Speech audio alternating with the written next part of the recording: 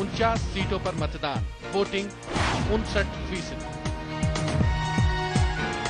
छठे चरण में भी वोटर्स में खासा उत्साह रहा। हालांकि छुटपुट गड़बड़ी की कोशिशें हुई, लेकिन वोटरों पर इसका कोई खास फर्क नहीं पड़ा। छठे चरण में मतदाता बड़ी तादाद में घरों से निकले और अपने मताधिकार का उपयोग किया। छठा चरण 68 सीटों पर मुकाबला। 28 फरवरी को हुई वोटिंग, 60% हुआ मतदान। अब बारी है 7वें और अंतिम चरण की। 7वें चरण में भी वोटरों में खासा उत्साह है। जानकारों का मानना है कि इस चरण में भी मतदाता ज्यादा से ज्यादा घरों से निकलकर अपने मताधिकार का प्रयोग करके सूबे में एक अच्छी सरकार बनाने की पहल करेंगे। नरेंद्र त्रिपाठी के साथ वनिता और कुमार शानू, GNN न्यूज।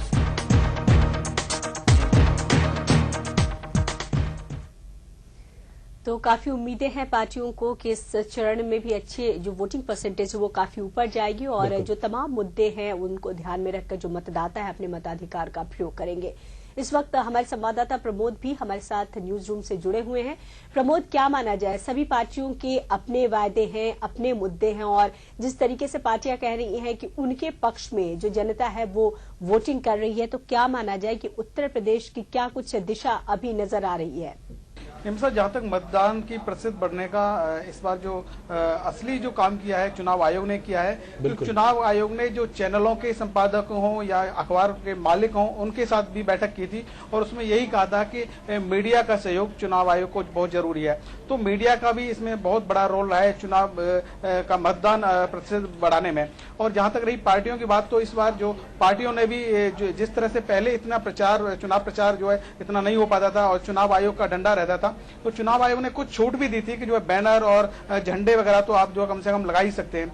तो इस तरह से देखा जाए तो जो चुनाव आयोग की तरफ से भी सहयोग रहा है और जो पार्टियों ने भी थोड़ा प्रचार में थोड़ा तेज किया है, तो इस वजह से जो चुनाव का जो मतदान प्रतिशत है वो बढ़ा है। और यहाँ तक युवाओं की बात है तो जो अन्ना हजारे का जो अनशन हुआ था, तो युवाओं में एक तरह से उत्साह था। तो अन्ना हजारे ने काफी उत्साह बढ़ा लोगों में, युवाओं में, तो युवा भी जो है काफी निकल कर आए हैं और महिलाएं भी इस बार जो है वोटिंग अधिक कर रही हैं। तो देखा जाए तो चारों तरफ से ये जो प्रचार हुआ है ये मतदान प्रतिशत बढ़ने का यही कारण है। बिल्कुल प्रमोद, बिल्कुल। लेकिन इन तमाम समीकरणों के बाद जनता ने जो उत्साह दिखाया, सबसे बड़ा धन्यवाद और सबसे ज्यादा क्रेडिट उसी को जाता है जिसने एकदम जो है उछाल करके मत प्रतिशत इतना बढ़ा दिया। और सबसे बड़ी बात निमिषा जो ये है कि आगे 2014 जो है लोकसभा का चुनाव है, इसलिए सेमीफाइनल है और इसमें सारी तरीके की ताकतें झोंक दी हैं पार्टियों ने भी और लोगों ने भी कि जो हमारे यहाँ राज्य में सरकारें होंगी, हम चाहते हैं कि केंद्र में भी एक बेहतर सरकार बने। जी, लेकिन बढ़ता हुआ जो वो मत प्रतिशत है उससे मेरे दोनों जो सहयोगी हैं कांग्रेस से और बीजेपी से, शायद ये लगता है कि ये इनकी अपनी जो ताकत है, इनकी अपनी जो हिम्मत है, जो इन्होंने अपने जो तरीके अपनाए हैं, उनसे वोटर बाहर निकला है और वोटर शायद उनके पक्ष में वोट डालने के लिए निकला है। लेकिन सवाल वही उठता है कि वोटर पहले भी था, पहले क्यों नहीं निकला और अब क्यों निकला? जी, श्याम प्रकाश मोदी ने एक बात कही था जी कि 4 कारण उन्होंने ध्यान में कराए कि इन 4 कारणों से वोटर बाहर निकला जी। मैं सिर्फ एक कारण इसमें महत्वपूर्ण मानता हूं कि इस वक्त जरूरत जो समाज है जी वो बदलाव चाह रहा है जी। ये किसी एडवर्टाइजमेंट से, आपको सही मायनों में अगर पहले के अगर चुनाव आप देखें तो पूरे इलाके पटे रहा करते थे, पोस्टरों से, बैनरों से, झंडों से, होर्डिंगों से, लाउड स्पीकरों से तमाम प्रचार प्रसार हुआ करते थे। तब भी 20-20, 22-22, 28-28, 32-32% जो है चुनाव हुआ करता था। मगर इस बार जनता, महंगाई, भ्रष्टाचार जी और जो उत्पीड़न हो रहा है जी, प्रदेश की जो स्थिति जो गंभीर हो रखी है, लाइट नहीं है जी, पढ़ाई का स्तर दयनीय है, सड़कों की स्थिति जो है ना हालत खराब है। सड़कें जिस वक्त में हमारी सरकार थी, एनडीए सरकार थी, हम रोज 15 किलोमीटर नई सड़कें बनाया करते थे। आज की डेट में 4.5 किलोमीटर से ज्यादा सड़क नहीं बन रही। बिल्कुल, रिपेयरिंग का मामला आप देखें तो हमारे साथ संजय सिंह जी जुड़ गए, आपका स्वागत है संजय जी। संजय जी, मेरी आवाज आ रही है आपको? हाँ, आ रही जी। मारूफ रजा बोल रहा हूं। जी, बढ़ते वोट प्रतिशत पे बात हो रही है और मेरे साथ बीजेपी और कांग्रेस के दोनों रिप्रेजेंटेटिव बैठे हैं और उनका ये मानना है कि जो बढ़ता वोट प्रतिशत है एक बदलाव चाहता है और ये बदलाव वो अपने अपने पक्ष में देख रहे हैं, लेकिन शायद एक बहुत बड़ा तर्क जो है जो अन्ना के आंदोलन का था उसने भी इस बढ़ते हुए वोट प्रतिशत को आगे बढ़ाने में काफी सहयोग दिया है। जी हाँ, बिल्कुल सही कह रहे हैं आप। बदलाव भी चाह रहे हैं मतदाता, क्योंकि इस बार युवा वोटर बहुत जुड़े थे और परसेंटेज बढ़ने की एक बहुत बड़ी वजह ये भी रही है कि युवाओं ने आगे बढ़ के वोटिंग की है। जी संजय जी, लेकिन जिस तरीके से चुनाव जिस तरीके से आपका आंदोलन चला था, आंदोलन का भी असर था और प्रचार अभियान जो टीम अन्ना का चला है उसका भी बहुत बड़ा असर दिखा है। जिन जिलों में हम लोग प्रचार में गए वहां पे वोट परसेंटेज काफी बढ़ा है। चंदौली, ललितपुर, उन जिलों में जहां पे टीम अन्ना प्रचार के लिए गई वहां लोग मतदान करने के लिए अच्छी संख्या में निकले। जी, जिस तरीके से आंदोलन आपका चला था शुरू में और एक ये उम्मीदें जगी थी कि पूरा का पूरा जो आंदोलन है इस उत्तर प्रदेश के चुनाव में छा जाएगा, लेकिन वो बिल्कुल थोड़ा सा मध्यम सा नजर आया।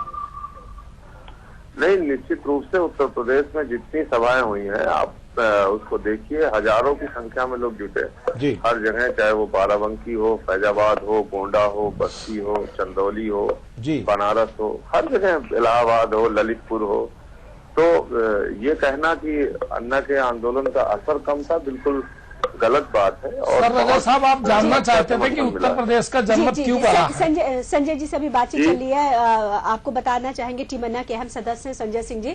संजय जी, जिस तरीके से आपने कहा कि आप लोगों ने जो सभाएं की और लोगों को जागरूक करने की कोशिश की उसकी वजह से वोटिंग परसेंटेज बढ़ा है, लेकिन जो खबरें मिल रही थी, हम यहाँ किसी पार्टी विशेष का जिक्र नहीं करेंगे, जो खबरें मिल रही थी आपने कुछ पार्टी के खिलाफ भी लोगों को मतदान करने की बात कही थी, तो क्या मानना चाहिए, बदलाव का ये तरीका सही है? किसके साथ वोट करने की बात कही? किसी एक पार्टी विशेष के खिलाफ वोट डालने के लिए की बात आपने कही थी, लेकिन चुनाव से ऐन वक्त पहले आपने पलटी मारी और आपने कहा कि नहीं, जो दागी होंगे, जो भ्रष्टाचारी होंगे, उनके खिलाफ वोट करने की आप अपील करेंगे जनता से। मुझे लगता है कि ये ज्यादा सही स्टैंड था, क्योंकि किसी एक पार्टी के खिलाफ बात कहना या किसी एक पार्टी के खिलाफ बोलने से ज्यादा अच्छा है कि हम जनता के सामने पूरा सच रखें, किस पार्टी ने जन लोकपाल पर क्या रवैया अपनाया था, किस पार्टी ने कब अपनी सत्ता रहते हुए क्या भ्रष्टाचार किया था। तो इसमें तो मुझे ज्यादा सही लगता है कि ये एक मतदाता को अगर जागरूक करना है तो उसको सभी खतरों के प्रति आगाह करना पड़ता है।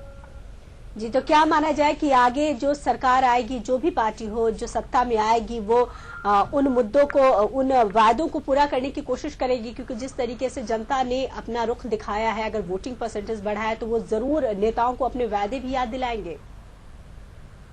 नहीं, इसकी उम्मीद तो बहुत कम इसलिए दिखती है कि भ्रष्टाचार एक बहुत बड़ा मुद्दा है, लेकिन किसी भी राजनीतिक दल ने ये नहीं बताया कि उत्तर प्रदेश में अगर उनकी सरकार बनी तो वो जन लोकायुक्त लागू करेंगे, नहीं लागू करेंगे, कितने दिन में लोकायुक्त को, जिसकी डिमांड अन्ना हजारे जी कर रहे हैं, जैसा उत्तराखंड ने एक मॉडल दिया है उस तरह से वो अपने राज्य में उत्तर प्रदेश में लाएंगे कि नहीं लाएंगे, इस पे कोई भी किसी भी राजनीतिक दल ने कुछ भी नहीं कहा है जी। और उसके लिए मुझे लगता है कि फिर से एक बार उत्तर प्रदेश में जो भी सरकार बनेगी उससे हम लोग अपनी मांग करेंगे और जरूरत पड़ी तो उसके खिलाफ आंदोलन करेंगे।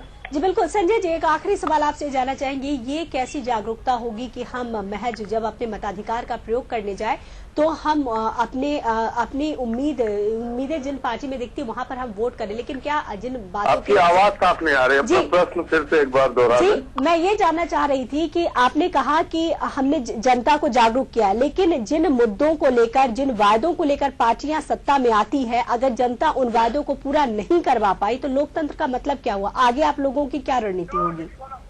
नहीं, देखिए, लोकतंत्र का मतलब सिर्फ चुनाव है ऐसा मैं नहीं मानता। लोकतंत्र का मतलब है जन मुद्दों पर संघर्ष, लोकतंत्र का मतलब है रैलियां, सभाएं करके लोगों को उनके सवालों के प्रति जागरूक करना। तो सिर्फ ये कि चुनाव में कोई पार्टी जीत जाए वही लोकतंत्र है जी, मैं ऐसा नहीं मानता। जी, बहुत शुक्रिया संजय जी, बात करने के लिए बहुत शुक्रिया जी।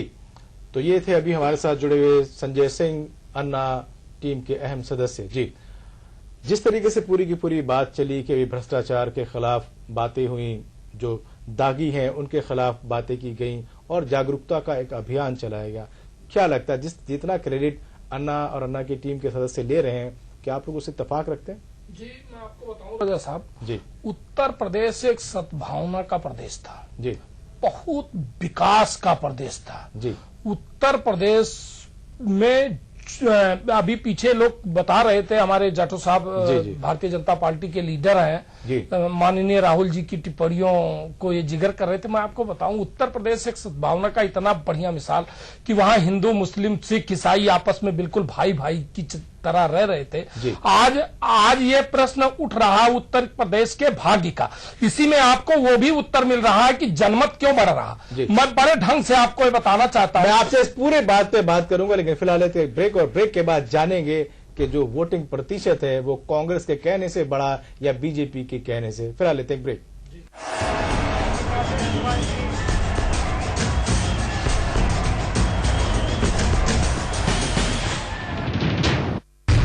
5 प्रदेश, 5 मुख्यमंत्री, लेकिन दावेदार कई। किसको मिलेगा मुख्यमंत्री का ताज? कौन काटेगा 5 साल का वनवास? चुनाव के नतीजों पर दिन भर रहेगी हमारी पैनी नजर। 6 मार्च को हो जाएगा खुलासा, सिर्फ जीएनएन न्यूज पर। मुख्यमंत्री कौन? क्या लगता है इसमें जो उस वक्त के जो फाइनेंस मिनिस्टर थे पी चिदम्बरम, वाकई इन्होंने इग्नोरेंस दिखाई थी? अगर वो चाहते तो रुक सकते? नहीं, उन्होंने तो खुद रिकमेंड किया था इसके मैटर को क्लोज किया जाए। अच्छा, वो देखिए ऐसा था कि ये तो मानने को मैं तैयार नहीं हूं कि सरकार को पता, प्रधानमंत्री को पता नहीं हुआ इसमें कितने पैसों का डील हुआ है। जी, मुझे यहाँ बैठे मालूम हो जाता है कि कितने पैसे राजा कहाँ देके गया। यानी कि मैं आई एम रिटायर्ड पर्सन, जी, मुझे पता है। तो आप कह रहे हैं गवर्नमेंट के पास सारा मैकेनिज्म होने का पता नहीं इनको जो। पूर्व सीबीआई डायरेक्टर जोगिंदर सिंह से खास गुफ्तगू देखिए रूबरू कल रात 8:30 बजे सिर्फ जीएनएन न्यूज पर। The stroke of the midnight hour, when the world sleeps, India will awake to life and freedom.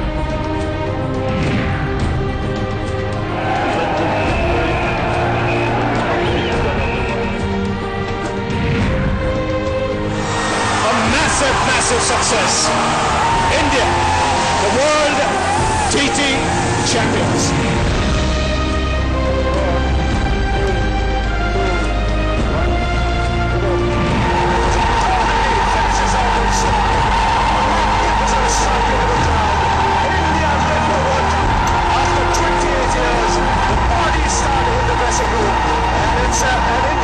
Great वक्त है जश्न का।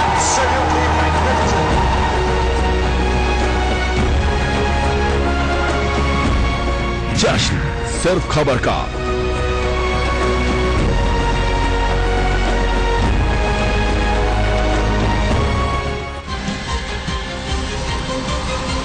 जीएनएन न्यूज सिर्फ खबर।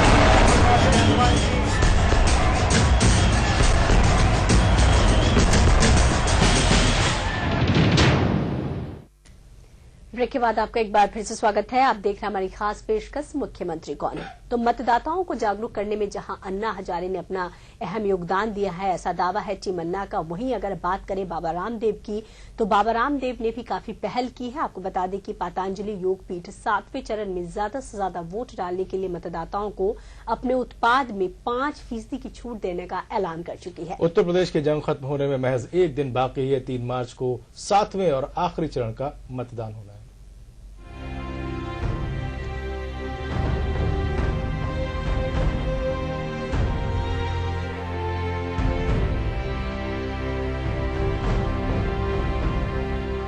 स्विस बैंक में जमा काले धन के खिलाफ मुहिम चलाने वाले बाबा रामदेव इन दिनों वोटर्स को जागरूक करने में व्यस्त हैं।